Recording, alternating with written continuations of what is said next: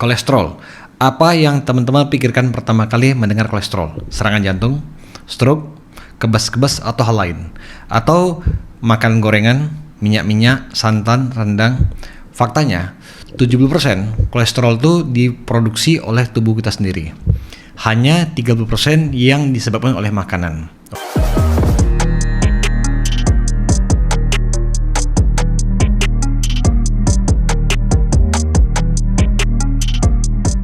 Oke, welcome back to Tanya Dr. Amar Channel. Hari ini kita akan membahas segala hal tentang kolesterol. Jadi teman-teman, kolesterol itu 70% dibuat oleh tubuh kita ya. Jadi banyak juga pasien-pasien yang sering ngomong, dokter, saya sudah jaga makan dokter, saya nggak makan minyak-minyak, saya nggak makan goreng-gorengan, tetapi kenapa kolesterol saya tetap tinggi? Nah, jawabannya adalah tergantung metabolisme tubuh kita juga. Jadi teman-teman, 70% kolesterol itu dibuat oleh liver kita. Kita dapat terkena kolesterol tinggi itu pertama genetik juga bisa. Genetik ya, genetik berpengaruh besar juga. Yang kedua, pengaruh lifestyle atau pola hidup kita.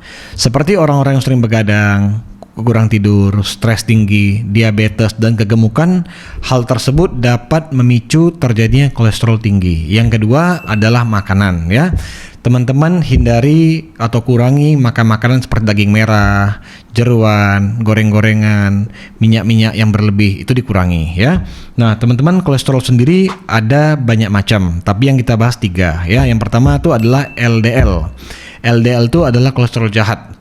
Singkatannya adalah low density lipoprotein ya.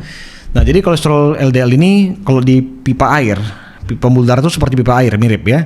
Dia ada pipanya, pipa itu pembuluh darah, airnya itu darah.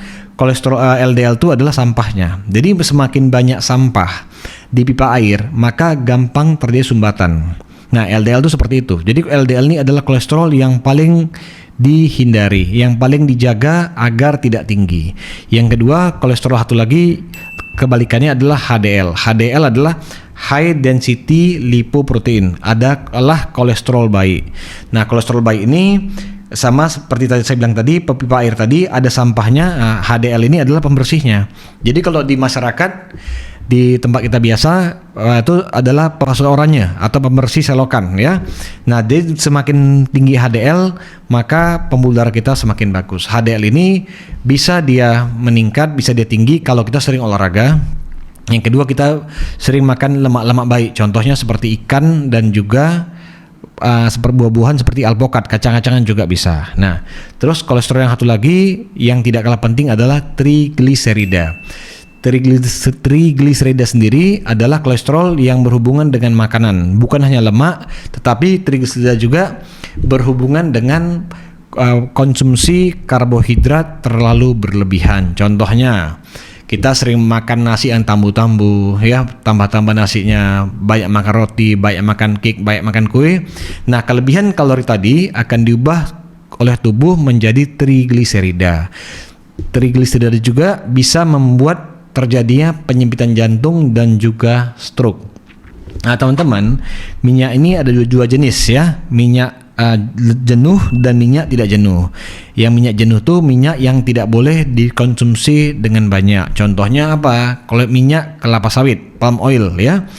Terus minyak kelapa. Minyak ini dapat meningkatkan kolesterol kita, terutama LDL-nya. Yang kedua, minyak tidak jenuh seperti minyak zaitun. Minyak ini dapat meningkatkan kolesterol baik. Jadi minyak zaitun tuh bagus ya, tetapi teman-teman, minyak tak jenuh ini juga nggak boleh dimasak lama-lama. Kalau dia kena panas lama-lama, minyak ini akan rusak dan menjadi minyak jenuh juga. Jadi kalau kita numis atau apa, boleh pakai minyak seperti zaitun bagus, tapi jangan lama kali. Karena kalau lama kali dia bisa rusak. Yang selanjutnya ada namanya omega 3. Omega 3 itu adalah dapat meningkatkan HDL kita. Omega 3 ini dapat diproduksi dari makanan-makanan berupa ikan salmon, tuna, dan juga sarden. Jadi ikan-ikan tuh baik untuk meningkatkan kolesterol baik ya. Yang kedua adalah omega 6. Omega 6 banyak didapat dari minyak-minyak seperti minyak biji matahari, kedelai, dan juga jagung. Cuman minyak-minyak yang omega 6 ini nggak boleh dikonsumsi berlebihan karena dapat meningkatkan terjadinya inflamasi ya. Ya teman-teman, kolesterol itu jangan terlalu kita takuti, kita harus menjaganya juga. Tetapi kita harus menjaga dengan bijak. Teman-teman, hati-hati orang kolesterol tinggi dengan riwayat merokok. Karena dengan kita merokok, obesitas atau kegemukan, ada penyakit diabetes, darah tinggi, hal tersebut meningkatkan terjadinya resiko penyumbatan di mana-mana. Lebih gampang kena stroke, lebih gampang kena penyakit jantung dan sumbatan pembuluh darah lainnya. Ya teman-teman, kolesterol itu adalah bisa menjadi sahabat baik kita, bisa juga menjadi musuh kita. Jadi kita harus bijak dengan kolesterol. Oke teman-teman, semoga video ini bermanfaat. Terima kasih.